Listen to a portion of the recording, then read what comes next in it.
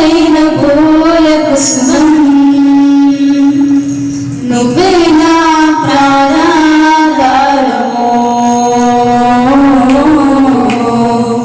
నువ్వే నా జీవాధారము. నీతో ఉంటే జీవితం వేదనైన రంగుల పయనం, నీతో ఉంటే జీవితం బాటైన పూల కుసుమం, నీతో ఉంటే జీవితం వేదనైన రంగుల పయనం, నీతో ఉంటే జీవితం బాటైన పూల కుసుమం. నువ్వే నా ప్రాణాధారము, నువ్వే నా జీవాధారము, నువ్వే నా ప్రాణాధారము, నువ్వే నా జీవాధారము. నువ్వే లేకపోతే నేను జీవించలేను, నువ్వే లేకపోతే నేను బ్రతుకలేను, నువ్వే లేకపోతే నేను మోహించలేను, నువ్వే లేకపోతే నేను లేనేలేను, నువ్వే లేకపోతే నేను జీవించలేను, నువ్వే లేకపోతే నేను బ్రతుకలేను, నువ్వే లేకపోతే నేను ఊహించలేను, నువ్వే లేకపోతే నేను లేనేలేను. నిన్ను విడిచిన క్షణమే ఒక యుగమై గడిచిన జీవితము, చెదరైన నా బ్రతుకే నిన్ను వెతికే నీ తోడు కోసం. నిన్ను విడిచిన క్షణమే ఒక యుగమై గడిచిన జీవితము, చెదరైన నా బ్రతుకే నిన్ను వెతికే నీ తోడు కోసం. నువ్వే నా ప్రాణాధారము, నువ్వే నా జీవాధారము, నువ్వే నా ప్రాణాధారము, నువ్వే నా జీవాధారము. నీతో నేను జీవిస్తానే కలకాలము, నిన్నే నేను ప్రేమిస్తానే చిరకాలము. లోకంలోనే ఎన్నో వెతికా అంతా శూన్యము, చివరికి నీవే నిలిచావే సదాకాలము. నీతో నేను జీవిస్తానే కలకాలము, నిన్నే నేను ప్రేమిస్తానే చిరకాలము. లోకంలోనే ఎన్నో వెతికా అంతా శూన్యము, చివరికి నువ్వే నిలిచావే సదాకాలము. నిన్ను విడువను దేవా నా ప్రభువా నా ప్రాణనాథా, నీ చేతితో మలచి నన్ను విరచి సరిచేయు నాథా. నిన్ను విడువను దేవా నా ప్రభువా నా ప్రాణనాథా, నీ చేతితో మలచి నన్ను విరచి సరిచేయు నాథా. నువ్వే నా ప్రాణాధారము, నువ్వే నా జీవాధారము, నువ్వే నా ప్రాణాధారము, నువ్వే నా జీవాధారము. పరమ తండ్రి నీకే వందనం, నీదు బిడ్డగానే సాగెదా. యేసునాథ నీకే వందనం, జీవితాంతం నీకే బ్రతికెదా. పవిత్రాత్మ నీకే వందనం, నిత్యము నేను నీతో నడిచెదా. త్రియేక దేవా వందనం,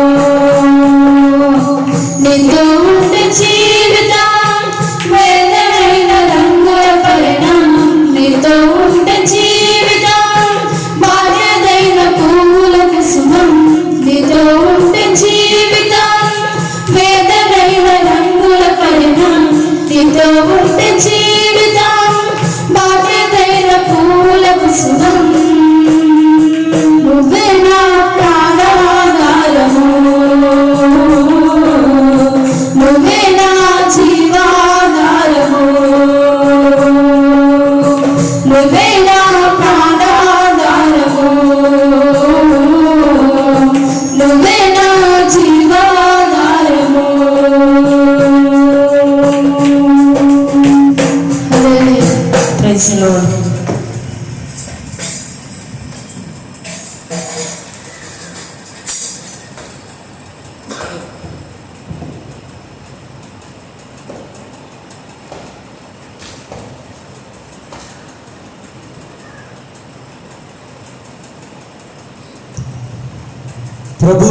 ప్రియులారా, ప్రభు అయిన యేసు నామం పేరట ఆరాధనకు వచ్చి దేవుని ఆరాధిస్తున్న ప్రతి ఒక్కరికి వందనాలండి.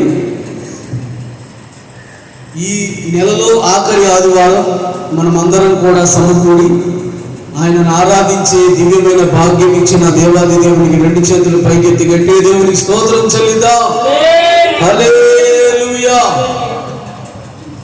అందరూ బాగున్నారా? దేవుని కృపను బట్టి మనం అందరం సజీవులమై దేవుని స్తుతించే భాగ్యం దేవుడు మనకి ఇచ్చాడు. ఇంతవరకు పాటలు పాడాం, ప్రార్థనలు చేశాం, ఆరాధించాం, దేవుని సేవించాం. ఇప్పుడు దేవుని యొక్క వాక్యాన్ని మనం ధ్యానించి దేవుని ఆరాధన చేద్దాం. దేవుని వాక్య ధ్యానం కూడా ఆరాధనలో భాగమే కాబట్టి కొంతసేపు దేవుని యొక్క వాక్యాన్ని మనం ధ్యానం చేద్దాం. మన ధ్యానం నిమిత్తం పరిశుద్ధ గ్రంథంలో నుంచి ద్వితీయోపదేశ కాండం 6వ అధ్యాయం 19వ వచనాన్ని చదువుకుందాం. చూడండి. యెహోవా చెప్పిన ప్రకారం నీ పితరులతో ప్రమాణం చేసిన ఆ మంచి దేశములో నీవు ప్రవేశించి దాని స్వాధీనపరచుకున్నట్లు నీవు యెహోవా దృష్టికి యథార్థమైనదియు ఉత్తమమైనదియు చేయవలెను. మనం ద్వితీయోపదేశ కాండం 6వ అధ్యాయం 19వ వచనం చదువుకున్నాం. ద్వితీయోపదేశ కాండము అంటే రెండవసారి మోషే చెప్పిన ప్రసంగం. ఇశ్రాయేలు ప్రజలు ఐగుప్తులో నుంచి బయలుదేరి వచ్చిన జనాంగం ఐగుప్తులో రాలిపోయారు, అందరూ చనిపోయారు. వారి సంతానం ఇప్పుడు పెరిగి పెద్దదయ్యారు. ఆ పెద్దదైనటువంటి సంతానానికి మోషే తన ఉపదేశాన్ని తిరిగి బోధిస్తున్నాడు. దేవుడు ఏ మాట సెలవిచ్చాడో, ఏం బోధించమన్నాడో ఆ బోధ అంతటిని దేవుని ఎలా సేవించాలో, వారు చేరబోయే దేశంలో దేవుని యందు ఎలాంటి భయభక్తులు కలిగి ఉండాలో, ఇలాంటి వాటన్నింటి గురించి బోధించాడు మోషే. అదే ద్వితీయోపదేశ కాండం. ఈ 6వ అధ్యాయం 19వ వచనంలో దేవుడు వారిని ఐగుప్తు నుంచి విడిపించి అరణ్యము దాటించి కనాను దేశానికి వారిని నడిపించబోతున్నాడు. వారు వాగ్దానం చేయబడిన దేశానికి చేరబోతున్నారు. అందుకే ఇక్కడ ఏముంది అంటే, యెహోవా చెప్పిన ప్రకారం నీ పితరులతో ప్రమాణం చేసిన ఆ మంచి దేశములో నీవు ప్రవేశించి దానిని స్వాధీనపరచుకున్నట్లు. దేవుడు నీ పితరులకు వాగ్దానం చేసిన ఆ మంచి దేశములో నీవు ప్రవేశించి దానిని స్వాధీనపరచుకున్నట్లు, నీవు అందులో ప్రవేశించాలి, స్వాధీనపరచుకోవాలి అని అంటే, నీ దేవుడైన యెహోవా దృష్టికి యథార్థమైనదియు ఉత్తమమైనదియు నీవు చేయవలెను.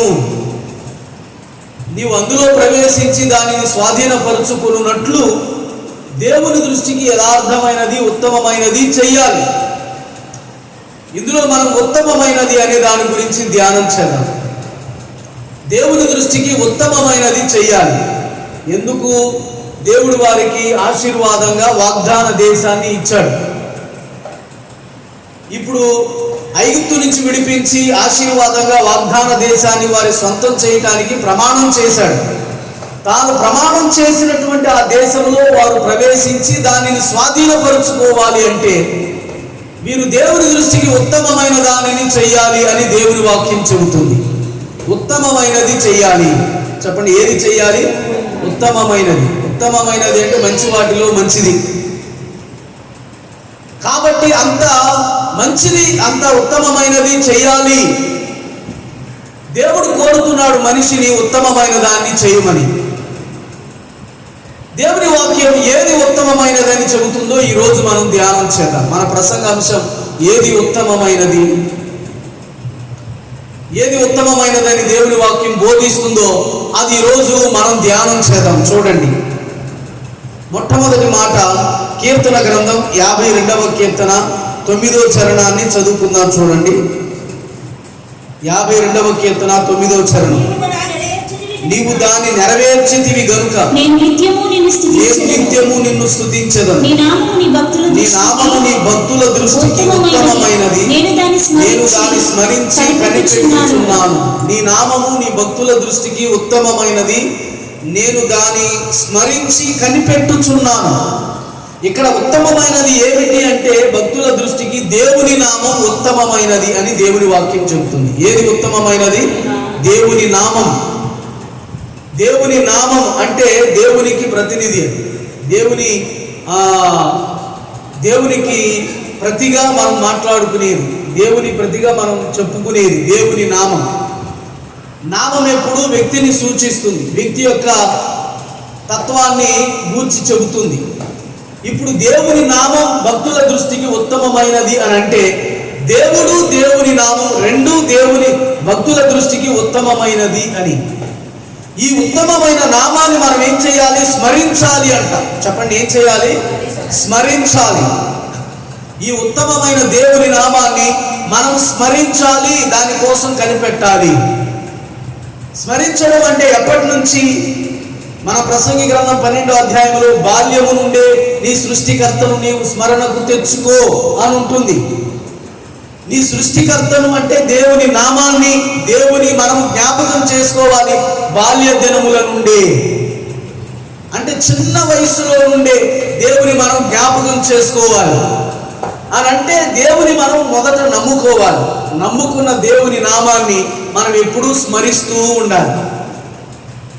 కాబట్టి దేవుని నామాన్ని మనం నమ్ముకుని ఆ నామాన్ని మనం స్మరిస్తూ జ్ఞాపకం చేసుకుంటూ ఉండాలి. దేవుని నామాన్ని వ్యర్థంగా ఉచ్చరించకూడదు అని దేవుడు తన వాక్యములు రాయించి పెట్టాడు. నీ దేవుడైన యెహోవా నామమును వ్యర్థంగా ఉచ్చరించకూడదు అన్నాడని వాళ్ళు యెహోవా నామమును పలకటానికి భయపడి యెహోవా అనే పేరుకు బదులుగా అడోనాయ్ అనేటటువంటి పదాన్ని వాడేవారు. అంటే దానికి అర్థం యజమానుడు, ప్రభువు అని. మా యజమానుడు, మా ప్రభువు దేవుడే. కాబట్టి యెహోవా అనే పేరుకు ప్రత్యామ్నాయంగా అడోనాయ్ అనే పదాన్ని వారు వాడేవాడు.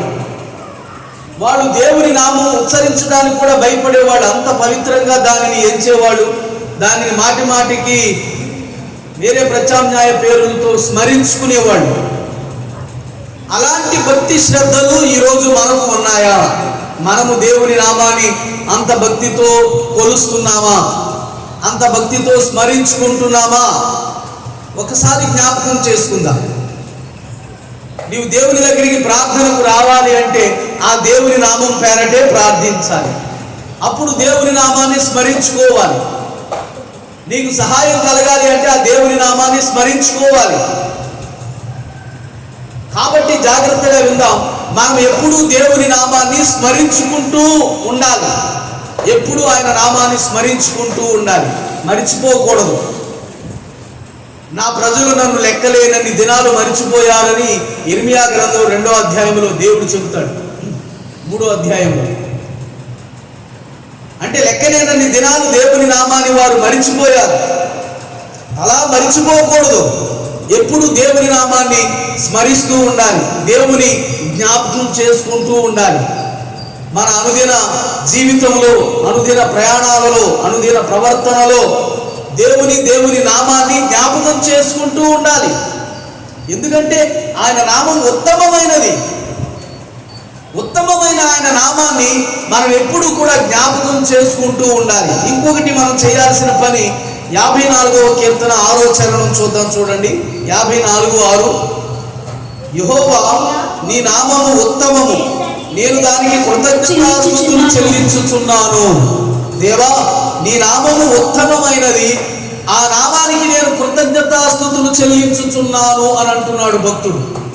యెహోవా నామము బలమైన దుర్గము, నీతిమంతుడు అందులోనికి పోయి సురక్షితముగా నివసించును అని సామెతల గ్రంథంలో మనం చదువుతాం. కాబట్టి జాగ్రత్తగా వినండి. ఈ నామము దుర్గము లాంటిది. మనం అందులోనికి వెళ్ళి దాక్కుని భద్రత పొందటానికి తగినది. మనకు భద్రత సమకూర్చేది దేవుని నామం. మనకు రక్షణ ఇచ్చేది దేవుని నామం. మనకు పరలోక రాజ్యాన్ని ప్రసాదించేది దేవుని నామం. వీటన్నింటినీ స్మరించుకుంటూ మనము దేవుని నామానికి కృతజ్ఞతాస్తుతులు అర్పించాలి. చెప్పండి, ఏం చెల్లించాలి? కృతజ్ఞతాస్తుతులు. స్తుతులు కృతజ్ఞతతో మన మనసులో, మన హృదయంలో కృతజ్ఞత ఉప్పొంగాలి. కృతజ్ఞత ఉప్పొంగితే ఆ కృతజ్ఞత పూర్వకంగా స్తుతులు కూడా ఎప్పుడూ వస్తాయి. మనము దేవుని నామాన్ని స్తుతించాలి. చెప్పండి, ఏం చేయాలి? దేవుని నామాన్ని స్తుతించాలి, కృతజ్ఞతతో స్తుతించాలి, కృతజ్ఞతా స్తుతులు అర్పించాలి, చెల్లించాలి. అందుకే మనం ఎక్కడంటే హెబ్రీ పత్రిక 13వ అధ్యాయము 15వ వచనములో ఎల్లప్పుడూ దేవుని నామానికి స్తుతి చేయుదము అనగా ఆయన నామమును ఒప్పుకొనుచు జిహ్వా ఫలము అర్పించుదము అనే మాట ఉంటుంది అక్కడ. ఆయన ద్వారా మనము దేవునికి ఎల్లప్పుడూ స్తుతియాగము చేయుదము అనగా ఆయన నామమును ఒప్పుకొనుచు జిహ్వా ఫలము అర్పించుదము. చూడండి, మన జిహ్వతో, మన నాలుకతో దేవునికి ఫలమును అర్పించాలి. జిహ్వా ఫలం ఏమిటి అంటే దేవుని స్తుతించడం, ఆయన నామాన్ని ఒప్పుకోవటం. ఇక్కడ దేవుని స్తుతించడం, కృతజ్ఞతతో దేవుని స్తుతించాలి, కృతజ్ఞతాస్తుతులు దేవునికి చెల్లించాలి అని దేవుని వాక్యం చెబుతుంది. కాబట్టి దేవుడు చేసిన మేలులను మరిచిపోకుండా ఎప్పుడూ స్తుతించాలి. దావీదు రోజుకు 3 మారు ప్రార్థించేవాడట, 7 మారులు దేవుని స్తుతించేవాడట. ఎన్ని మారులు స్తుతించేవాడు? 7 మారులు. రాజ్య కార్యకలాపాల మీద అతడు బిజీ అయినప్పటికీ కూడా, ఎంత బిజీ షెడ్యూల్ ఉన్నప్పటికీ కూడా దినమునకు 7 మార్లు దేవుని స్తుతించడానికి ఎప్పుడు మర్చిపోయేవాడు కాదు దావీదు. అడగటం 3 సార్లు, స్తుతించటం 7 సార్లు. అడగటం అంటే దేవుని నుండి మనం పొందుకోవటం, స్తుతించడం అంటే మనల నుంచి దేవుడికి వెళ్ళటం, దేవుని గణపరచడం, దేవుని హెచ్చించటం, దేవుని పొగడటం స్తుతించడం అంటే. కాబట్టి ఆయన ఉన్నతమైన నామాన్ని మనం జ్ఞాపకం చేసుకుంటూ, ఆయన నామములో ఆశీర్వాదాలను జ్ఞాపకం చేసుకుంటూ, ఉత్తమమైన ఆయన నామాన్ని జ్ఞాపకం చేసుకుంటూ మనం ఎప్పుడూ కృతజ్ఞతాస్తుతులు దేవునికి చెల్లించాలి. చెప్పండి, ఏది ఉత్తమమైనది? భక్తుల దృష్టికి దేవుని నామం ఉత్తమమైనది. ఉత్తమమైన దేవుని నామాన్ని మనం ఏం చేయాలి అంటే ఎప్పుడు స్మరించుకుంటూ ఉండాలి, ఎప్పుడు కృతజ్ఞతాస్తుతులు చెల్లిస్తూ ఉండాలి. ఆయన నామాన్ని స్మరించుకోవాలి, ఆయన నామానికి కృతజ్ఞతాస్తుతులు చెల్లించాలి. ఇది మొట్టమొదటి మాట. రెండవది ఏది ఉత్తమమైనది అంటే లూకా సువార్త 10వ అధ్యాయం 39వ వచనం, 41, 42 వచనాలు చదువుకుందాం. ఆమెకు మరియాను సహోదరి ఉండేను. ఈమె యేసు పాదముల యొద్ద కూర్చుని ఆయన బోధ వినుచుండెను. విస్తారమైన పని పెట్టుకుని 41 వచ్చారు. అందుకు ప్రభువు మార్తా నీవు అనేకమైన పనులను గూర్చి విచారము కలిగి గాని అవసరమైనది ఒక్కటే, మరియు ఉత్తమమైన దానిని ఏర్పరచుకుని అది ఆమె యొద్ద నుండి తీసివేయబడదని ఆమెతో చెప్పారు. మరియా మార్తల గృహానికి యేసు ప్రభు ఆహ్వానించబడ్డాడు. అతిథిగా వచ్చాడు కాబట్టి అతిథి సత్కారం చేయాలి అని చెప్పి ఈ మార్త ఆయన కోసం పిండి వంటలు చేయడంలో నిమగ్నమై ఉంది. వంట దగ్గర గడుపుతుంది. అతిథిగా వస్తున్నాడు, ఆయనకి మనం ఏదో ఒక భోజనం ఏర్పాటు చేయాలి అని చెప్పి ఆయన కోసం భోజనం ఏర్పాటులో మునిగిపోయింది. మరియా యేసు ప్రభు పాదాల దగ్గర కూర్చుని ఆయన బోధ వింటుంది. మనం అతిథులకు సత్కారం చేయడం మంచిదే, కానీ వచ్చిన అతిథి అభిరుచి ఏంటో కూడా తెలుసుకోవాలి. ఈ మరియా మార్తల ఇంటికి అతిథిగా వచ్చిన యేసయ్య అభిరుచి మార్త వండే వంటకాలు తినటం కాదు, ఆయన బోధ వాడు వినటమే ఆయనకి ఇష్టం. ఆయన బోధ వారికి తెలియచెప్పటానికి వచ్చాడు, 4 మాటలు వారితో పంచుకోవటానికి వచ్చాడు. ఈ వంట చేయడం కంటే మాట వినటం ఆయనకు చాలా ఇష్టం. కాబట్టి మరియా ఆయన పాదాల దగ్గర కూర్చుని ఆయన బోధ వింటుంటే మార్త, అయ్యా నేను ఒక్కదానినే పని చేస్తూ నా సహోదరుడు నన్ను విడిచిపెట్టి నీ దగ్గరే గడుపుతున్నందుకు నీకు చింత లేదా? ఆమె పని దొంగలాగా ప్రవర్తిస్తుంది. నాకు సహాయం చేయట్లేదు, నీ దగ్గరే కూర్చుంది, నీకేమాత్రం చింత లేదా, ఆమెను నా దగ్గరికి పంపించు అని అంటే, అప్పుడు అంటాడు, మార్తా మార్తా, నీవు అనేకమైన పనులను గురించి విచారం కలిగి తొందరపడుచున్నావు, కానీ అవసరమైనది ఒక్కటే. మరియా ఉత్తమమైన దానిని ఏర్పరుచుకునేను. చెప్పండి, ఏమి ఏర్పరుచుకుంది? ఏంటి ఆ ఉత్తమమైనది ఏర్పరచుకున్నది? దేవుని బోధను గూర్చి వినుట. చెప్పండి, దేవుని బోధను గూర్చి వినుట. ఆ వినడమే ఉత్తమమైన పని. ఇక్కడ దేవుని బోధను వినడమే ఉత్తమమైన పని. దేవుని బోధ ఉత్తమమైనది, ఆ ఉత్తమమైన దానిని వినుట మరి ఉత్తమమైన పని. దేవుని బోధ ఉత్తమమైనదని దేవుని వాక్యం చెబుతుంది. ఆ బోధను వినటం కూడా ఉత్తమమైనది, ఎందుకంటే ఉత్తమమైన దానిని వినుట ఉత్తమమైన సంగతి. అందుకే ఇక్కడ మనం 119వ కీర్తన 39వ చరణం చదువుదాం. చూడండి, 119వ కీర్తన 39వ చరణం, 119:39. నీ న్యాయ విధులు ఉత్తమములు, నాకు భయము పుట్టించుచున్న నా అవమానమును కొట్టివేయును. చూడండి, నీ న్యాయ విధులు ఉత్తమములు, నాకు భయము పుట్టించుచున్న అవమానమును కొట్టివేయును. నీ న్యాయ విధులు ఉత్తమమైనవి, దానిని నేను అనుసరించినందు చేత నాకు భయము పుట్టిస్తున్న అవమానాన్ని కొట్టివేస్తుంది. ఏది? దేవుని వాక్య అనుసరణ. దేవుని న్యాయ విధులు ఉత్తమమైనవి, ఆ ఉత్తమమైన న్యాయ విధులు అనుసరించుట చేత నాకు భయము పుట్టిస్తున్న అవమానము కొట్టివేయబడుతుంది అని భక్తుడు అంటున్నాడు. చూడండి, నిజమే, దేవుని వాక్యాన్ని అనుసరిస్తే వాళ్ళు సిగ్గుపరచబడరు, వాళ్ళు అవమానం నొందనొల్లరు, వారు ఎప్పటికీ కూడా అవమానపరచబడరు. దేవుని వాక్యం అనుసరించేవారు చక్కగా ధైర్యంగా ఉంటారు. వారు ఏ అవమానానికి తలవంచవలసిన పని లేదు. ఎందుకనంటే వాళ్ళు ఉత్తమమైన దానిని అనుసరిస్తున్నారు. ఆయన న్యాయ విధులు, ఆయన శాసనాలు, ఆయన కట్టడలు, ఆయన ఆజ్ఞలు ఇవన్నీ ఉత్తమమైనవే. ఆయన వాక్యాన్ని అనుసరించే జీవితం ఉత్తమమైన జీవితం. కాబట్టి ఈ ఉత్తమమైన పని చేస్తున్నందుకు వాళ్ళకి అవమానం అనేది ఏమీ కలుగదు. వారిని భయము పుట్టిస్తున్న అవమానం కొట్టివేయబడుతుంది అని దేవుని వాక్యం సెలవిస్తుంది. కాబట్టి మనము దేవుని వాక్యాన్ని అనుసరిస్తున్నామంటే తప్పు చెయ్యం. దేవుని వాక్యాన్ని అనుసరిస్తున్నామంటే ఏం చెయ్యం? తప్పు చెయ్యము. తప్పు చేయని వాడు ఎందుకు అవమానపరచబడతారు? ఎందుకు దానికి భయపడాలి? ఎందుకు భయపడాలి అవమానానికి? ఎందుకంటే ఏ భయమూ ఉండదు దేవుని వాక్యాన్ని అనుసరించినందు చేత. ఇక్కడ యెషయా గ్రంథం 51వ అధ్యాయం 7వ వచనం చదువుదాం. చూడండి, యెషయా గ్రంథం 51:7.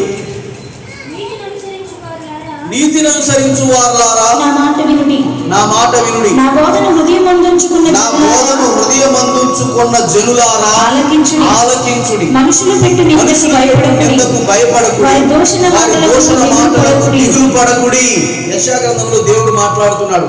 నీతిని అనుసరించు వారులారా, నా బోధను హృదయమందుంచుకున్న జనులారా ఆలకించుడి.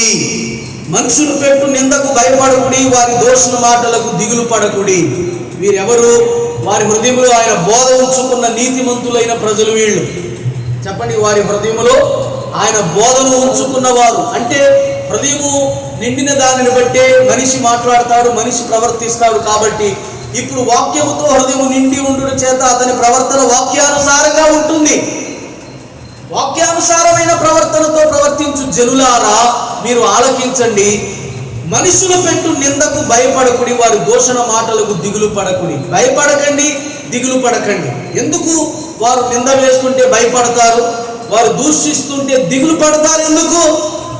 మీరు భయపడవలసిన అవసరం లేదు, మీరు దిగులు పడవలసిన అవసరం లేదు. ఎందుకంటే మీ హృదయంలో నా వాక్యం ఉంది, మీరు హృదయపూర్వకంగా నా వాక్యాన్ని అనుసరిస్తున్నందుకు వాళ్ళు నిందిస్తున్నారు. ఆ నిందలకు మీరు భయపడొద్దు. వారు దూషణ పలుకుతున్నారు, వాటికి దిగులు పడొద్దు. ఎందుకనంటే వీళ్ళు దేవుని అనుసరిస్తున్నందుకు వాళ్ళు గెట్టగా దూషిస్తున్నారు. వీళ్ళు దేవుని అనుసరిస్తున్నందుకు వాళ్ళు గెట్టగా నిందలు వేస్తున్నారు. కరెక్ట్గా జీవించే వాడిని చూసి తప్పు చేసేవాడు ఎప్పుడు భయపడతాడు.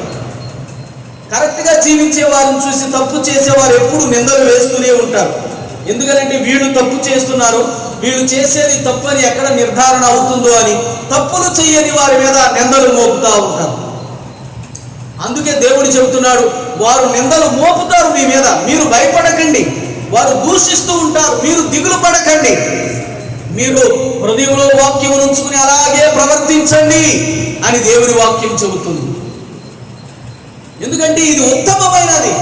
ఈ మాటలను ఆలకించుట, వాటి ప్రకారం జీవించుట ఉత్తమమైన పని అని దేవుని వాక్యం చెబుతుంది. కాబట్టి ఇక్కడ యెషయా గ్రంథం 51:7 చదివాం. 25:8 కూడా చదవండి. 25:8 యెషయా గ్రంథం 25:8.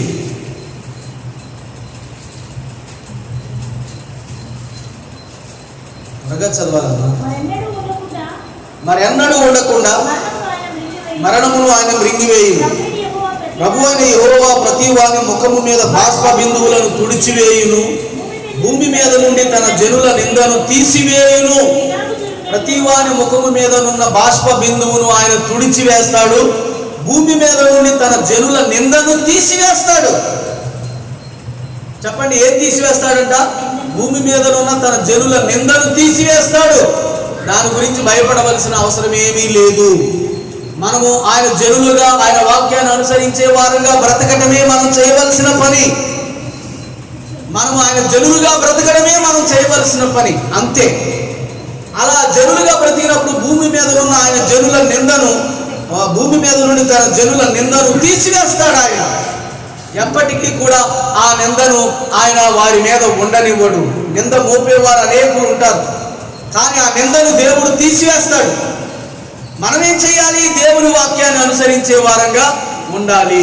చెప్పండి, ఎలాగుండాలి? దేవుని వాక్యాన్ని అనుసరించే వారంగా ఉండాలి. మన హృదయమందు దేవుని వాక్యాన్ని ఉంచుకుని నీతిగా చక్కగా బ్రతకాలి అని దేవుని వాక్యం సెలవిస్తుంది. రోమాపత్రిక 7వ అధ్యాయం 12వ వచనం చదువుదాం. చూడండి, రోమాపత్రిక 7వ అధ్యాయం 12వ వచనం. కాబట్టి ధర్మశాస్త్రము పరిశుద్ధమైనది, ఆజ్ఞ కూడా పరిశుద్ధమైనదియు నీతి గలదియు ఉత్తమమైనదియునై ఉన్నది. ఆజ్ఞ కూడా, చెప్పండి ఎలాంటిదంట? ఆజ్ఞ కూడా ఉత్తమమైనదియునై ఉన్నది. చెప్పండి, ఆజ్ఞ ఎలాంటిది? ఉత్తమమైనది. ఆయన న్యాయ విధులు ఉత్తమమైనవి, ఆయన ఆజ్ఞలు ఉత్తమమైనవి, ఆయన వాక్యము ఉత్తమమైనది. దానిని వినుట కూడా ఉత్తమమైనదే. దానిని వినటం కూడా ఉత్తమమైన కార్యం. అది ఉత్తమమైన దానిని ఏర్పరచుకున్న దానితో సమానం. కాబట్టి దేవుడు అడుగుతున్నాడు, ఉత్తమమైనది చెయ్యాలి నీవు అని. ఏంటి ఉత్తమమైనది చేయుట అనంటే దేవుని నామాన్ని స్మరించుకొనుట, దేవుని నామానికి కృతజ్ఞతాస్తుతులు చెల్లించుట ఉత్తమమైనది అయితే, రెండవది ఆయన వాక్యమును గూర్చి వినుట, దాని ప్రకారము ప్రవర్తించుట ఉత్తమమైన కార్యం. ఆయన బోధ ఉత్తమమైనది, ఆయన ఆజ్ఞ ఉత్తమమైనది, ఆయన న్యాయ విధులు ఉత్తమమైనవి. అవి వినుట కూడా, అనుసరించుట కూడా ఉత్తమమైన కార్యమే. కాబట్టి మనం ఏం చేయాలి? ఎప్పుడు కూడా దేవుని యొక్క వాక్యాన్ని వినాలి. చెప్పండి, ఎప్పుడు కూడా దేవుని వాక్యాన్ని వినాలి, చదవాలి. మనం ద్వితీయోపదేశకాండం 17వ అధ్యాయం 22వ వచనంలో నీ బ్రతుకు దినములన్నిటను దానిని చదువుచుండవలెను అని దేవుడు తన వాక్యం గురించి మాట్లాడాడు.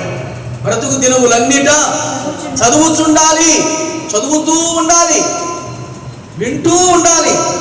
చదివినది విన్నది మన హృదయంలో భద్రపరచుకుని దాని ప్రకారం ప్రవర్తించాలి. ఇది ఉత్తమమైన పని అని దేవుని వాక్యం సెలవిస్తుంది. ఎంత పెద్ద పరిశుద్ధ గ్రంథాన్ని మన ఇంట్లో పెట్టుకుని దాని ప్రకారం ప్రవర్తించకపోతే అది ఉత్తమమైన కార్యం కాదు. దేవుని వాక్యాన్ని అనుసరిస్తూ ఉంటేనే అది ఉత్తమమైన కార్యం. మనము ఉత్తమమైన దానిని చేయాలి. దేవుడు కోరుతున్నాడు ఉత్తమమైన దానిని చేయమని. కాబట్టి జాగ్రత్తగా విందాం. దేవుని యొక్క వాక్యాన్ని చదువుతూ, వింటూ, వినిన వాక్యాల ప్రకారం మనం జీవిస్తూ ఉండాలి. అలా జీవించడానికే మనకు బోధించమని దేవుడు ఎంత పెద్ద గ్రంథాన్ని మన కోసం దేవుడు వ్రాయించి మరీ ఇచ్చాడు. 40 మంది కంటే ఎక్కువ మంది చేత దీనిని వ్రాయించి వేల సంవత్సరాల నుంచి దీనిని కాపాడుతూ ఈరోజు మన చేతికి వచ్చేలా దేవుడు చేసింది. దీనిని ధ్యానించి, దీనిని విని మనము దీని ప్రకారం జీవించాలి అని. కాబట్టి రెండవది, ఆయన బోధ ఉత్తమమైనది. చెప్పండి, ఏదంట? ఆయన బోధ ఉత్తమమైనది, దానిని వినుట, దాని ప్రకారం చేయుట కూడా ఉత్తమమైన పని. ఆయన బోధను విని దాని ప్రకారం మనం చేయుట ఉత్తమమైన పనితో సమానం. రెండవ పని ఇది. మూడవది ఉత్తమమైనది ఏమిటి అని అంటే సామెతల గ్రంథం 11వ అధ్యాయం 23వ వచనం చదువుదాం. చూడండి, సామెతల గ్రంథం 11వ అధ్యాయం 23వ వచనం. నీతిమంతుల కోరిక ఉత్తమమైనది, భక్తిహీనుల ఆశ అహంకారయుక్తమైనది. నీతిమంతుల కోరిక, భక్తిహీనుల ఆశ, రెండు ఇక్కడ చెప్తున్నాడు. నీతిమంతుల కోరిక ఉత్తమమైనది, భక్తిహీనుల ఆశ అహంకారయుక్తమైనది. నీతిమంతులు అంటే మొట్టమొదటి ఎవరు నీతిమంతులు? దేవుని యందు విశ్వాసం ఉంచిన వారు నీతిమంతులు. ఎవరు నీతిమంతులు చెప్పండి? దేవుని యందు విశ్వాసం ఉంచిన వారు నీతిమంతులు. రోమాపత్రిక 3వ అధ్యాయం 22వ వచనంలో మనం చదువుతాం, యేసుక్రీస్తు మూలమైనదై దేవుని వలన కలుగు దేవునిని నమ్మువారందరికీ కలుగు దేవుని నీతి అయి ఉన్నది. చూడండి, నమ్మువారందరికీ కలిగే దేవుని నీతి ఇది. అబ్రహాము దేవుని నమ్మెను, అది అతనికి నీతిగా ఎంచబడేను. మనము కూడా యేసు ప్రభువును నమ్ముకుంటే మనము కూడా నీతిమంతులుగా ఎంచబడతాం. ఎందుకంటే ఆయన నమ్మినప్పుడు ఆయన నీతి మనలోనికి జమ చేస్తాడు. ఆయనలో నుంచి కొంత నీతి మనకు ట్రాన్స్ఫర్ అవుతుంది. అప్పుడు నీతిమంతులం అవుతాం. ఆ నీతిగా మనము ప్రవర్తిస్తాం. నీతిమంతులమైనప్పుడు మన ఆలోచన ధోరణి మారిపోతుంది, మన కోరికల చిట్టా కూడా మారిపోతుంది. అదే నీతిమంతులం కాకపోతే, భక్తిహీనులమైతే దుర్మార్గాన్ని, పాపాన్ని, శాపాన్ని మనము అడుగుతాం, కోరుకుంటాం. అదే నీతిమంతులైతే పాపాన్ని వారు కోరుకోరు, చెడుతనాన్ని వారు కోరుకోరు. అబ్రహాము దేవుని నమ్మెను, అది అతనికి నీతిగా ఎంచబడేను. అబ్రహాము నీతిమంతుడు. దేవుని దగ్గర ఒక కోరిక కోరాడు. ఏ కోరిక? ఆదికాండం 18వ అధ్యాయంలో నీనివే పట్టణమును గురించి. చెప్పండి, దేని గురించి? నీనివే పట్టణం దేవుని దృష్టికి బహు ఘోరమైన పాపం చేసి, దాని పాపం దేవుని దృష్టికి గొప్పదై దాని సంగతి తెలుసుకుందామని చెప్పి సొదొమ గొమొర్రా గురించి దేవుడు వచ్చాడు. సొదొమ గొమొర్రా పట్టణము దేవుని దృష్టికి పాపం చేసి నాశనం అయిపోవడానికి సిద్ధంగా ఉంటే అబ్రహాము దేవుని దగ్గర ఏం ప్రార్థన చేస్తాడు? అందులో నీతిమంతులు 50 మంది ఉంటే ఆ పట్టణం అంతటిని కాపాడుతావా దేవా? ఎందుకంటే ఆ పట్టణస్థులతో పాటు నీతిమంతులు నశించుట నీకు దూరమగును గాక, కాబట్టి నువ్వు న్యాయం చేకూర్చవా అని దేవుని అడుగుతాడు. దేవుడు అంటాడు, 50 మంది ఉంటే నీతిమంతులు, నేను ఆ పట్టణాన్ని కాపాడుతాను. ఒకవేళ 5 తగ్గుతారేమో, 45 మంది ఉన్నా కాపాడుతాను. ఒకవేళ ఇంకొక 5 తగ్గుతారేమో, 40 మంది ఉన్నా సరే నేను కాపాడుతాను.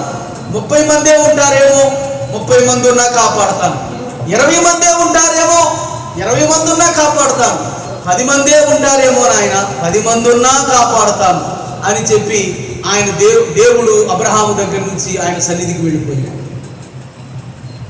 అబ్రహాము వినినట్టు, అబ్రహాము మొరపెట్టున్నట్టు, కోరినట్టు ఆ పట్టణాన్ని కాపాడడానికి 10 మంది నీతిమంతులు కూడా పట్టణంలో లేరు.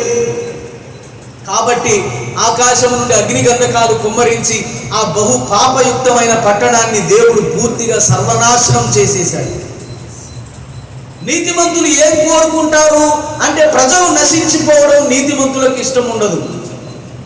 ప్రజలు నశించిపోవడం నీతిమంతులకు ఇష్టం ఉండదు. ప్రజలు రక్షించబడాలని దేవుని దగ్గర కోరుకుంటారు. అది ఉత్తమమైన కోరిక. వారు మంచి కోరికలే కోరతారు, దేవునికి ఇష్టమైనవే కోరతారు. దేవుడు ఎలాంటి కోరికలు కలిగి ఉంటాడో అలాంటి కోరికలే నీతిమంతులు కోరిక కలిగి ఉంటారు. కాబట్టి వారి కోరిక ఉత్తమమైనది. అలాంటి వారి కోరికను దేవుడు నెరవేరుస్తాడు. మనం రోమాపత్రిక 8వ అధ్యాయం 28వ వచనం చదువుదాం. చూడండి, రోమాపత్రిక 8:28. రోమాపత్రిక 8:28. దేవుని ప్రేమించు వారికి అనగా ఆయన సంకల్పము చొప్పున పిలువబడిన వారికి మేలు కలుగుటకై సమస్తము సమకూడి జరుగుతున్నవని ఎరుగుదుము. చూడండి, దేవుని ప్రేమించు వారికి అనగా ఆయన సంకల్పము చొప్పున పిలువబడిన వారికి. ఈ 2 మాటలు నిజ విశ్వాసులను గురించి వ్రాయబడ్డాయి. చెప్పండి, ఏ విశ్వాసుల గురించి? నిజమైన విశ్వాసులు. నిజమైన విశ్వాసులే ఆయనను ప్రేమిస్తారు. వారే ఆయన సంకల్పం చొప్పున పిలువబడిన వారు. వాళ్ళు అనేక కోరికలు కలిగి ఉంటారు. ఆ కోరికలను దేవుడు మేలులు చేయటానికి, వారికి మేలు కలుగుటకై సమస్తమును సమకూడి జరుగుచున్నవని ఎరుగుదుము. ఫుట్ నోట్లో ఉంటుంది, దేవుడే సమస్తమును సమకూర్చి జరిగించుచున్నాడు అని. వారికి మేలు కలుగుటకై అంటే ఈ దేవుని ప్రేమించేవారు, ఈ సంకల్పం చొప్పున పిలువబడిన వారు ఎవరు అంటే నీతిమంతులే. చెప్పండి, ఎవరు? నీతిమంతులే. ఆయన సంకల్పం చొప్పున పిలువబడిన వారు. ఈ నీతిమంతుల కోరికలను నెరవేర్చడానికి, వారికి మేలు చేయడానికి దేవుడు సమస్తమును సమకూర్చి జరిగించుచున్నాడు. వారి కోరికలను నెరవేర్చి వారికి మేలు చేయడానికి దేవుడే సమస్తమును సమకూర్చి జరిగించుచున్నాడు. కాబట్టి నువ్వు ప్రార్థనలో దేవుని ఏమి కోరుకుంటావో ఆ కోరికను దేవుడు నెరవేర్చడానికి సమస్తమును సమకూర్చి జరిగించుచున్నాడు. ఈ వాగ్దానం ప్రతి విశ్వాసికి చెందాలి, ప్రతి విశ్వాసికి చెందుతుంది. ప్రతి విశ్వాసి వారి జీవితానికి అప్లై చేసుకోవాలి. వారు కష్టాలలో ఉన్నప్పుడు, నష్టాలలో ఉన్నప్పుడు, ఇరుకు ఇబ్బందులలో ఉన్నప్పుడు, శోధనలు శ్రమలలో ఉన్నప్పుడు దేవుడు మేలు చేయడానికి సమస్తమును సమకూర్చి జరిగిస్తాడు అని మనం నమ్మి ఆ వాగ్దానాన్ని మనం సొంతం చేసుకోవాలి. అది దేవుడు ప్రతి నీతిమంతురాలు కోరుకునే కోరికను నెరవేర్చి మేలు చేయడానికి దేవుడు సమస్తమును సమకూర్చి జరిగిస్తాడు. కాబట్టి ఇప్పుడు ఏది ఉత్తమమైనది అంటే నీతిమంతుల కోరిక ఉత్తమమైనది. అనగా మనము నీతిమంతులంగా జీవిస్తూ నీతిమంతుల కోరికలను కోరుకోవాలి. దేవుడు చెప్పండి, ఏం కోరుకోవాలి? నీతిమంతుల కోరికలను కోరుకోవాలి. నీతిమంతుల కోరిక ఉత్తమమైనది, అది ఎంతో మంచిది, అది కోరదగినది, అది దేవునికి ఇష్టమైనది. అలాంటి వారి కోరిక దేవుడు వింటాడు, దేవుడు వారి కోరికను నెరవేరుస్తాడు. కాబట్టి మనం ఏం చేయాలి? నీతిమంతుల కోరికలను మనం కోరాలి. అవే ఉత్తమమైనవి. ఉత్తమమైనవి ఏవి? 3 విషయాలు చెప్పాను ఇప్పటి వరకు. ఒకటి, భక్తుల దృష్టికి దేవుని నామం ఉత్తమమైనది. ఆ ఉత్తమమైన దేవుని నామాన్ని స్మరించుకోవాలి. ఆ ఉత్తమమైన దేవుని నామానికి కృతజ్ఞతా స్తుతులు కూడా చెల్లించాలి. రెండవది, దేవుని బోధ, దేవుని ఆజ్ఞ, దేవుని న్యాయ విధులు ఉత్తమమైనవి. ఆ ఉత్తమమైన వాటిని వినుట, అనుసరించుట కూడా ఉత్తమమైన కార్యమే. ఉత్తమమైన దేవుని బోధను వినుట, అనుసరించుట కూడా ఉత్తమమైన కార్యమే. మూడవది, నీతిమంతుల కోరిక ఉత్తమమైనది. నీతిమంతులు కోరినట్టుగా నేను దేవుని దగ్గర కోరాలి. నీతిమంతుల ఆలోచనలకు తగ్గట్టుగా ఉండాలి మన ఆలోచనలు. అంతేగాని మనలో ప్రేరేపిస్తున్న పాపం ఆశపడినట్లుగా కోరికలు ఉండకూడదు. అలాంటి కోరికలు మనలో ఉండకూడదు. మనం ఎప్పుడు కూడా నీతిమంతులంగా జీవిస్తూ నీతిమంతుల వంటి కోరికలు దేవుని దగ్గర కోరుతుంటే వారికి మేలు జరగడానికి దేవుడు సమస్తమును సమకూర్చి జరిగిస్తాడు. మూడవది, నీతిమంతుల కోరిక ఉత్తమమైనది. నాలుగవది చూద్దాం. మీకా గ్రంథం 6వ అధ్యాయం 8వ వచనం చూద్దాం. చూడండి, మీకా గ్రంథం 6వ అధ్యాయం 8వ వచనం. 6వ వచనం నుంచి చదవమ్మా. ఏమి తీసుకుని వచ్చి నేను యెహోవాను దర్శింతును, ఏమి తీసుకుని వచ్చి మహోన్నతుడైన దేవుని సన్నిధిని నమస్కారం చేతును, దహన బలులను, ఏడాది దూడలను అర్పించి దర్శింతునా, వేల కొలది పొట్టేళ్లను, వేలాది నదులంత విస్తార తైలమును ఆయనకు సంతోషము కలుగజేయునా, నా అతిక్రమమునకై నా జ్యేష్ఠ పుత్రిని నేను ఇత్తునా, నా పాప పరిహారమునకై నా గర్భఫలమును నేను ఇత్తునా. మనుష్యుడా, ఏది ఉత్తమమో అది నీకు తెలియజేయబడి ఉన్నది. న్యాయముగా నడుచుకునుటయు, కనికరమును ప్రేమించుటయు, దీన మనస్సు కలిగి నీ దేవుని ఎదుట ప్రవర్తించుటయు, ఇంతే కదా యెహోవా నిన్ను అడుగుచున్నాడు. ఒక వ్యక్తి అంటున్నాడు, దేవుని నేను ఏమి తీసుకుని వచ్చి దర్శిస్తాను, ఏమి తీసుకొచ్చి ఆయనను సంతోషపెట్టగలుగుతాను? ఏడాది దూడలను తెచ్చి, వేలాది పొట్టేళ్లను తెచ్చి, వేలాది నదులంత విస్తార తైలాన్ని తీసుకొచ్చి ఆయనను దర్శించగలనా? ఆయనను సంతోషపెట్టగలనా? నా అతిక్రమం పోవాలి అంటే నా జ్యేష్ఠ పుత్రుని నేను ఇవ్వగలనా? ఇవ్వనా? నా పాప పరిహారమునకై నా గర్భఫలమును నేను ఇత్తునా? అంటే నా గర్భఫలం ఇస్తే నా పాపం పోతుందా? నా జ్యేష్ఠుడిని ఇస్తే నా అతిక్రమం పోతుందా? వేలాది నదులంత విస్తారమైన తైలము, ఏడాది దూడలు, వేలాది పొట్టేళ్లు తీసుకొచ్చి ఆయనను దర్శించగలనా? ఆయనను సంతోషపెట్టగలనా అని అంటుంటే దేవుని వాక్యం చెబుతుంది, మనుష్యుడా ఏది ఉత్తమమో అది నీకు తెలియజేయబడి ఉన్నది. దేవుని సన్నిధికి వచ్చినప్పుడు వేలాది గొర్రె పొట్టేళ్లను తీసుకొచ్చి అర్పించడం ఉత్తమమైన సంగతి కాదు. వేలాది నదులంత విస్తారమైన తైలం తీసుకొచ్చినా అది ఉత్తమమైన సంగతి కాదు. ఏడాది కోడె దూడలను తీసుకొచ్చి అర్పించినా అది ఉత్తమమైన సంగతి కాదు. ఏది ఉత్తమమో అది నీకు తెలియజేయబడి ఉన్నది. దేవుడు తన ప్రజలకు ఉత్తమమైన వాటిని గురించి తెలియచేశాడు. ఏంటి ఆ ఉత్తమమైనవి? ఇక్కడ 3 విషయాలు చెప్పాడు. ఒకటి, న్యాయముగా నడుచుకునుట. చెప్పండి, ఎలాగంట? న్యాయముగా నడుచుకునుట. నీ ఇంటి వారి పట్ల, నీ పొరుగు వారి పట్ల. నీ పొరుగువాడు ఎవడు? నీ ముందు నిలబడి, ఎవరు నిలబడితే వాడే పొరుగువాడు. నీ ఇంటివాడు నీ ముందు నిలబడినా నీకు పొరుగువాడితో సమానమే.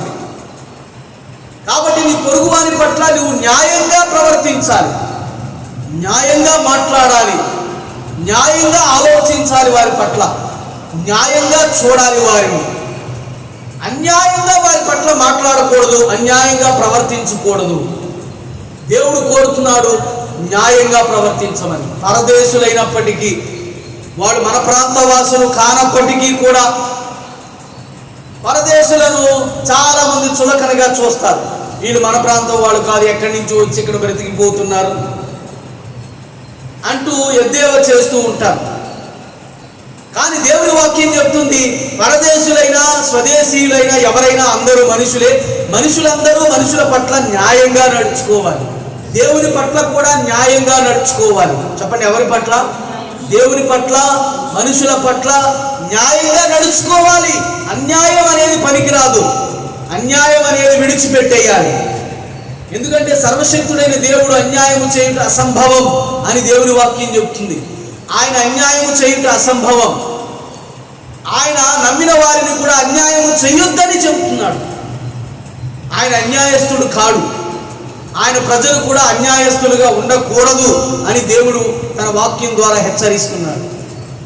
ఎందుకంటే న్యాయముగా నడుచుకుంట ఉత్తమమైన కార్యం. చెప్పండి, ఏ కార్యం అండి? చెప్పండి అందరూ కూడా. న్యాయముగా నడుచుకుంట ఉత్తమమైన కార్యం. దేవుడు ఆశించిన ఉత్తమమైన కార్యము న్యాయముగా నడుచుకుంట. కాబట్టి మనము మన ప్రవర్తనలో, మన మాటల్లో, మన చూపుల్లో, మన తలంపుల్లో న్యాయవర్తన కలిగి ఉండాలి. న్యాయంగా నడుచుకోవాలి, న్యాయంగా మాట్లాడాలి. రెండవది, కనికరమును ప్రేమించుట. చెప్పండి, దేనిని ప్రేమించుట? కనికరమును ప్రేమించుట. అంటే ప్రతి వారు కనికరమును చూపుట యందు సంతోషించాలి. అది దాని భావం. ఎదుటివారి పట్ల కనికరమును చూపుట యందు సంతోషించాలి. ఎదుటివారికి కనికరం చూపాలి. ఎందుకు కనికరం చూపాలి అంటే, మొదట దేవుడు ఆయన కనికరం మనకు చూపించాడు. చెప్పండి, దేవుడు మొదట ఆయన కనికరం మన మీద చూపించాడా లేదా? చూపించాడు. ఆయన కనికరాన్ని మనం పొందుకున్నాం. ఆయన కనికరాన్ని పొందుకున్న ప్రతి మనిషి కనికరం చూపించాలి. మత్తయి సువార్త 5వ అధ్యాయం 7వ వచనంలో కనికరం గలవారు ధన్యులు, వారు కనికరం పొందెదరు అని దేవుని వాక్యం చెబుతుంది. కనికరం గలవారు ధన్యులు, వారు కనికరం పొందెదరు. కనికరం ఎందుకు చూపాలి అంటే, దేవుడు మొదట నిన్ను కనికరించాడు. కనికరించి ఆయన చేసిన పనులేంటి? కనికరముతో దేవుడు నిన్ను కరుణించి క్షమించాడు. చెప్పండి, కనికరముతో చెప్పండి, ఏం చేశాడు? ఆయన క్షమించాడు. నిన్ను కనికరించి నీ పాపముల నుండి నిన్ను క్షమించాడు. నీ మీద పాపం అనేది లేకుండా, నీలో పాపం లేకుండా దేవుడు క్షమించి తీసివేసేశాడు ఆయన కనికరము చొప్పున. రెండవది, ఆయన కనికరంతో చేసిన పని ఏంటి? హెబ్రీ పత్రిక 4వ అధ్యాయం 16వ వచనం చూద్దాం. చూడండి, హెబ్రీ పత్రిక 4వ అధ్యాయం 16వ వచనం. మనము కనికరింపబడి సమయోచితమైన సహాయము కొరకు కృప పొందునట్లు ధైర్యముతో కృపాసనము వద్దకు చేరుదము. చూడండి, మనము కనికరించబడి సమయోచిత సహాయము కొరకు కృప పొందునట్లు. మనము దేవుని చేత కనికరించబడితే సమయోచిత సహాయము కలుగునట్లుగా కృప పొందుతామట. కనికరముతో కృప చూపుతాడు, కృప చూపబడిన వారికి సమయోచిత సహాయము కలుగుతుంది.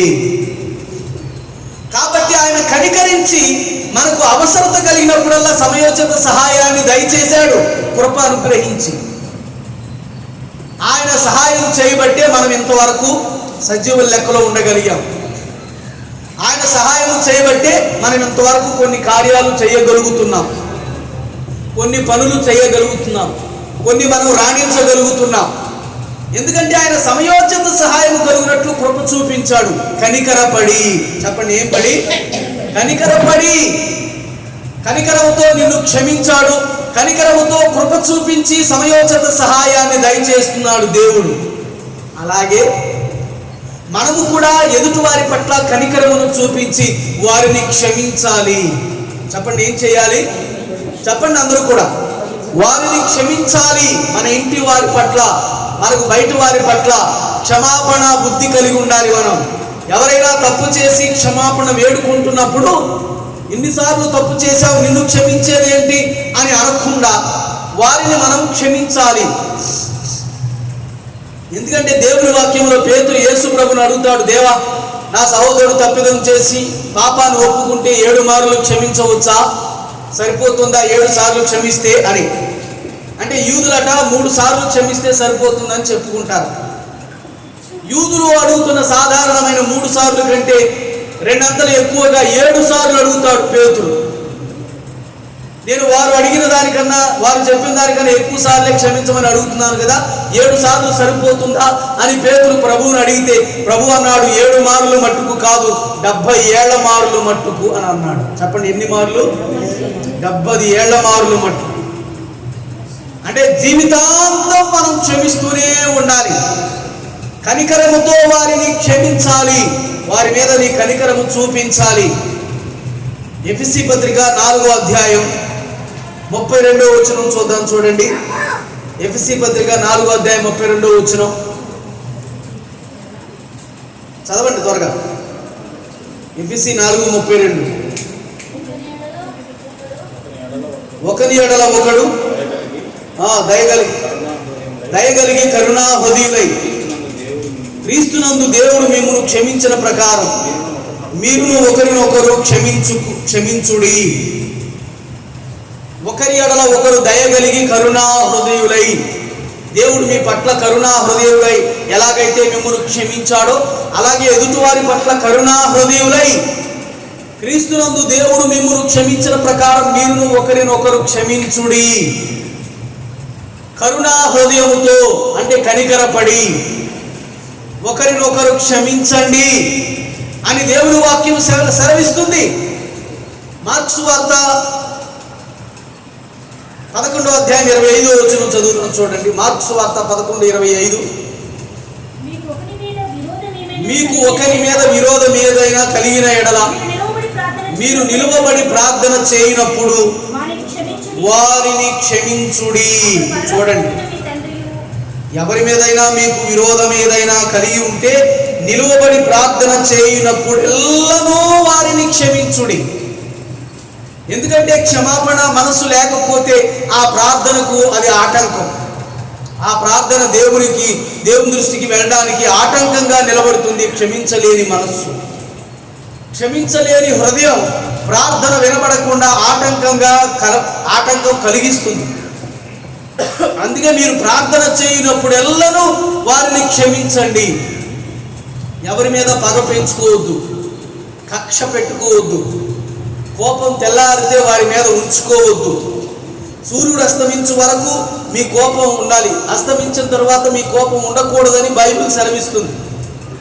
కాబట్టి జాగ్రత్తగా విందాం. మనము దేవుని దృష్టిలో కనికరము పొందాలి అంటే మనము కనికరము చూపించు వారంగా ఉండాలి. మొట్టమొదట దేవుడు మనలను కరుణించాడు, కనికరించాడు, క్షమించాడు, సమయోచిత సహాయంతో సహాయం చేస్తున్నాడు. అలాంటి కనికరం పొందిన మనం ఎదుటి వారి పట్ల మన కనికర హృదయాన్ని చూపించాలి. చెప్పండి, ఏ హృదయాన్ని? కనికర హృదయాన్ని చూపించాలి. వారిని ప్రార్థన చేయనప్పుడల్లా క్షమించి కనికరాన్ని చూపించాలి. వారికి అవసరమైనప్పుడు సహాయం చేస్తూ కనికరాన్ని చూపించాలి. ఈ రీతిగా మనము కనికరమును ప్రేమించుట దేవుని దృష్టికి ఉత్తమమైన కార్యం. కనికరమును ప్రేమించుట దేవుని దృష్టికి ఉత్తమమైన కార్యం. దీన మనసు కలిగి నీ దేవుని ఎదుట ప్రవర్తించుట మూడో మాట.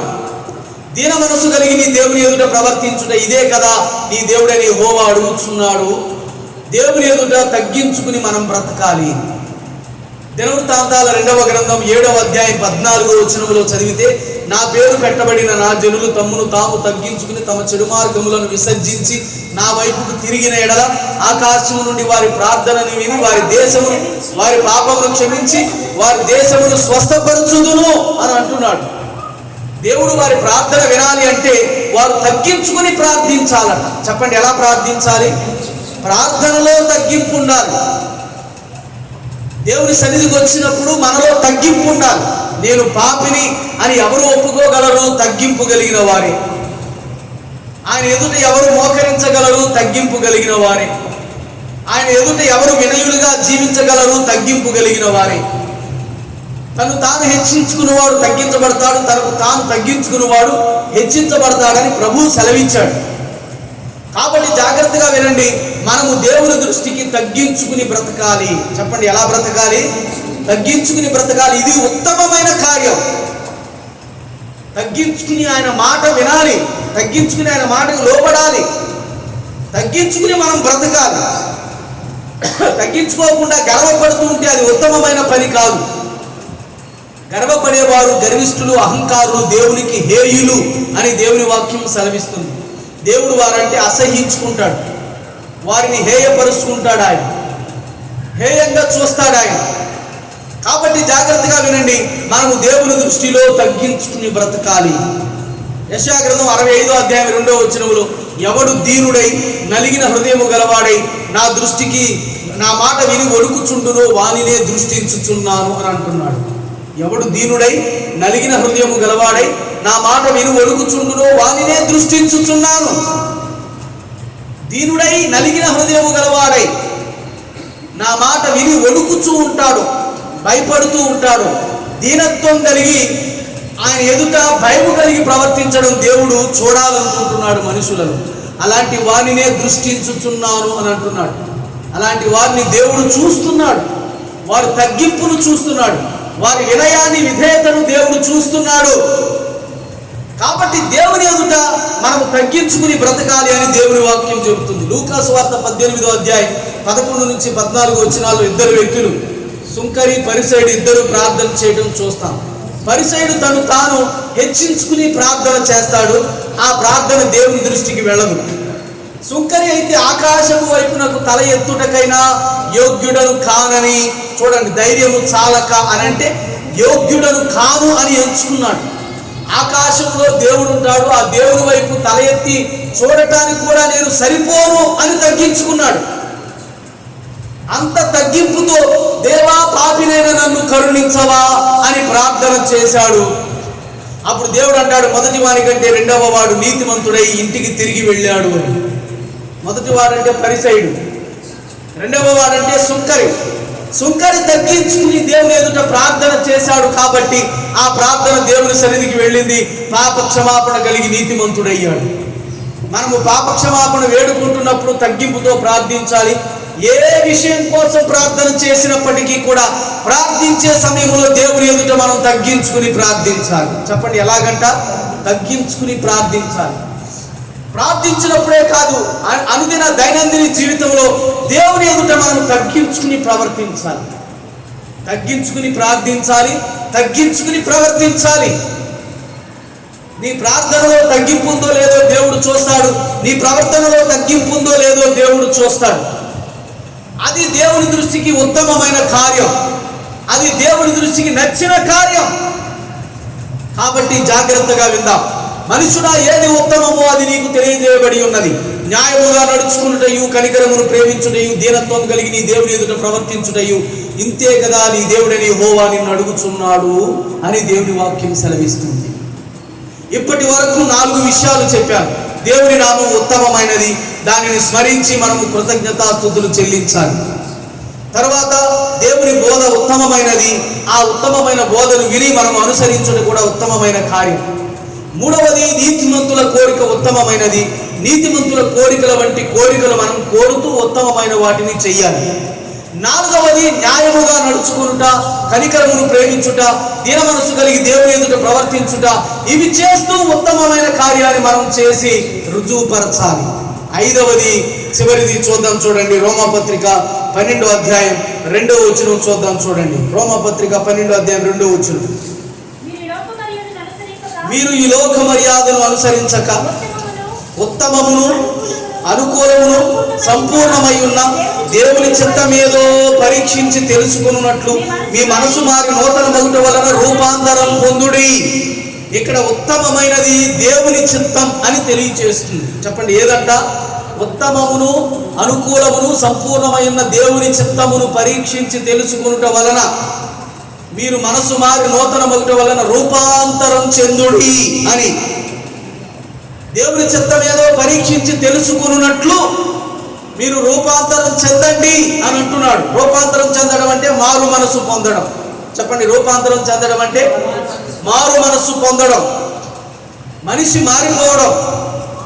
మారిన మనిషికి దేవుడు తన చిత్తాన్ని పరిశీలిస్తుండగా తెలియచేస్తాడు.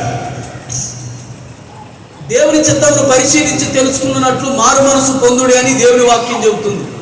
ఎందుకు దేవుని చిత్తం తెలుసుకోవాలి అనంటే, దేవుని చిత్తం నీ జీవితం విషయంలో ఉత్తమమైనది. చెప్పండి, నీ జీవితం విషయంలో ఉత్తమమైనది, ఎంతో శ్రేష్టమైనది దేవుని చిత్తం. కాబట్టి ఆ దేవుని చిత్తాన్ని నువ్వు పరీక్షించి తెలుసుకుని దాని ప్రకారం నువ్వు ప్రవర్తించాలి. దేవుని చిత్త ప్రకారం ప్రవర్తించడమే దేవుని దృష్టికి ఉత్తమమైన కార్యం. దేవుని చిత్త ప్రకారం ప్రవర్తించడమే దేవుని దృష్టికి ఉత్తమమైన కార్యం. అంతేగాని దేవుని చిత్తాన్ని ధిక్కరించి దేవుని చిత్తాన్ని లెక్క చేయకుండా ప్రవర్తిస్తే అది ఉత్తమమైన కార్యం కాదు. కాబట్టి మనము మారు మనసు పొంది దేవుని చిత్తాన్ని తెలుసుకుని ఆ దేవుని చిత్త ప్రకారం జీవిస్తూ ఉంటే ఉత్తమమైన కార్యాన్ని మనం చేస్తున్నాం. దేవుని దృష్టికి ఉత్తమమైన కార్యాన్ని మనం చేస్తున్నాం. దేవుడు కోరుకునేదే. మత్తయి సువార్త 7వ అధ్యాయం 21వ వచనంలో దేవుడు మాట్లాడతాడు. ఏమని అంటే, ప్రభువా ప్రభువా అని నన్ను పిలుచు ప్రతివాడు పరలోక రాజ్యంలో ప్రవేశింపడు గాని నా తండ్రి చిత్త ప్రకారం చేయువాడే పరలోకములో ప్రవేశించును. దేవుని చిత్తమును జరిగించేవాడు పరలోకములో ప్రవేశిస్తాడు. 1 యోహాను పత్రిక 2వ అధ్యాయం 17వ వచనంలో, లోకము దాని ఆశయు గతించిపోతున్నవి గాని దేవుని చిత్తమును జరిగించువాడు నిరంతరము నిలుచును. దేవుని చిత్తమును జరిగించువారు నిరంతరము నిలుస్తారు. అదే లోకము దాని ఆశ అంతా గతించిపోతుంది. లోకములో ఉన్నదంతా లోకాశ. ఏది? శరీరాశ, నేత్రాశ, జీవ కుటుంబం. ఇవి తండ్రి వలన పుట్టినవి కావు. ఇలాంటి ఆశలతో బ్రతికేవారు కూడా లోకములాగానే గతించిపోతారు. వాటిని జయించి దేవుని చిత్తమును చేయువాడు నిరంతరము నిలుచును. చూడండి, దేవుని చిత్తం మన జీవితంలో సర్వశ్రేష్టమైనది, ఉత్తమమైనది. ఉత్తమమైన దేవుని చిత్తాన్ని మనము జరిగించాలి అని దేవుని వాక్యం సెలవిస్తుంది. చెప్పండి, ఏం జరిగించాలి? ఉత్తమమైన దేవుని చిత్తాన్ని మనం జరిగించాలి. దావీదు భక్తుడు అందుకే 143వ కీర్తన 10వ చరణంలో అంటాడు, నీ చిత్తానుసారముగా ప్రవర్తించుటకు నాకు నేర్పు దేవా అని. నీ చిత్తానుసారంగా ప్రవర్తించుటకు నాకు నేర్పు. నేను నీ చిత్తాన్ని అనుసరించి ప్రవర్తించున్నట్లుగా నాకు నేర్పు దేవా. దేవుని సన్నిధిలో దేవుని చిత్తం ఏదో తెలుసుకుని దాని ప్రకారం నేను ప్రవర్తిస్తాను. నీ చిత్తాన్ని నాకు నేర్పు. నీ చిత్త ప్రకారం జీవించడం నాకు నేర్పు. అదే 40వ కీర్తన 8వ చరణంలో ఏం మాట్లాడుతున్నాడు అంటే, నీ చిత్తమును చేయుట నాకు సంతోషము దేవా. నీ చిత్తమును నెరవేర్చుట నాకు సంతోషం. ముందు నేర్పమంటున్నాడు, తరువాత సంతోషం అంటున్నాడు. చూడండి, దేవుని చిత్తమును గూర్చి తెలుసుకుని దాని ప్రకారం ప్రవర్తించడం నేర్పమని దేవుని అడిగి అది చేస్తూ ఇప్పుడు అంటున్నాడు, నీ చిత్త ప్రకారం ప్రవర్తించుట నాకు సంతోషము దేవా. మనం కూడా ఏం చేయాలి? దేవుని చిత్త ప్రకారం ప్రవర్తించాలి. అలా ప్రవర్తించుతూ సంతోషించాలి. దేవుని చిత్త ప్రకారం ప్రవర్తించినందుకు సంతోషించాలి. చెప్పండి, ఏం చేయాలి? సంతోషించాలి. వాక్యానుసారంగా ప్రవర్తించినందుకు సంతోషించాలి. దైవ చిత్తానుసారంగా ప్రవర్తించినందుకు సంతోషించాలి. ఇప్పటి వరకు 5 విషయాలు దేవుని ఉత్తమమైన విషయాలు గురించి నేర్చుకున్నాం. దేవుని నామం ఉత్తమమైనది, తర్వాత దేవుని బోధ ఉత్తమమైనది, దానిని విని మనం పాటించాలి. నీతిమంతుల కోరిక ఉత్తమమైనది, నీతిమంతుల కోరిక వంటి కోరికలు కోరాలి. తర్వాత న్యాయముగా నడుచుకునుట, కనికరమును ప్రేమించుట, దీన మనసు కలిగి ప్రవర్తించుట ఉత్తమమైన పనులు, వాటి ప్రకారం చేయాలి. ఆ తర్వాత దేవుని చిత్త ప్రకారం ప్రవర్తించుట ఉత్తమమైన పని, దాని ప్రకారం మనం చేయాలి. చివరిగా ఒక రెఫరెన్స్ చూద్దాం. 38వ కీర్తన 20వ చరణం చూద్దాం. చూడండి, 38వ కీర్తన 20వ చరణం. మేలునకు వారు కీడు చేయించున్నారు, నేను ఉత్తమమైన దానిని అనుసరించుచున్నందుకు వారు నాకు శత్రువులైరి దేవా అని భక్తుడు ప్రార్థన చేస్తున్నాడు. ఉత్తమమైన దానిని అనుసరిస్తున్నందుకు శత్రువులయ్యారట అనేకులు.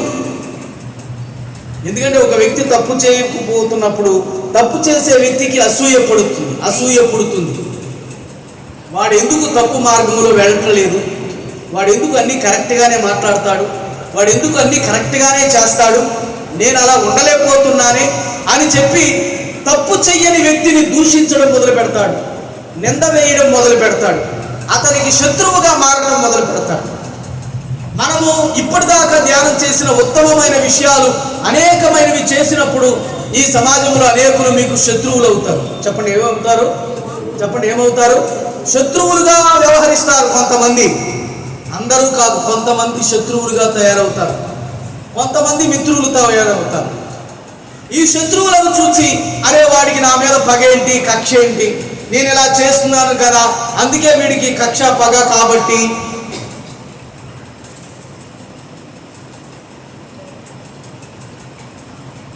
నేను ఈ ఉత్తమమైన దానిని చేయడం అనవసరం, వ్యర్థం అని మనం ఎప్పుడూ ఉత్తమమైనది చేయకుండా ఊరుకోకూడదు.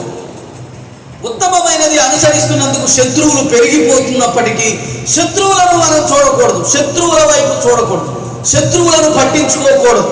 అర్థమవుతుందండి? శత్రువు నీ మీద శత్రుత్వం చూపుతున్నాడు కదా అని వాడిని మిత్రుడిగా చేసుకోవడానికి నువ్వు ఉత్తమమైన దాని నుంచి తప్పుకోకూడదు. నువ్వు ఉత్తమమైన దానిని అనుసరిస్తున్నందుకు శత్రువులు తయారవుతూనే ఉంటారు. ఆ శత్రువులతో పోరాటాలు చేస్తూనే ఉండాలి. నీవు శత్రువుతో పోరాడేటప్పుడు పోరాడేది నువ్వు కాదు, నీ ప్రభువు అని గుర్తుంచుకో. ఎందుకంటే పగ తీర్చుకొనుట నా పని, ప్రభువే సెలవిచ్చుచున్నాడు అని. పగ తీర్చుకొనుట నా పని అని ప్రభువే సెలవిచ్చుచున్నాడని ఎబ్రీకారుడు తన పత్రికలో లిఖిస్తాడు. కాబట్టి జాగ్రత్తగా వినండి.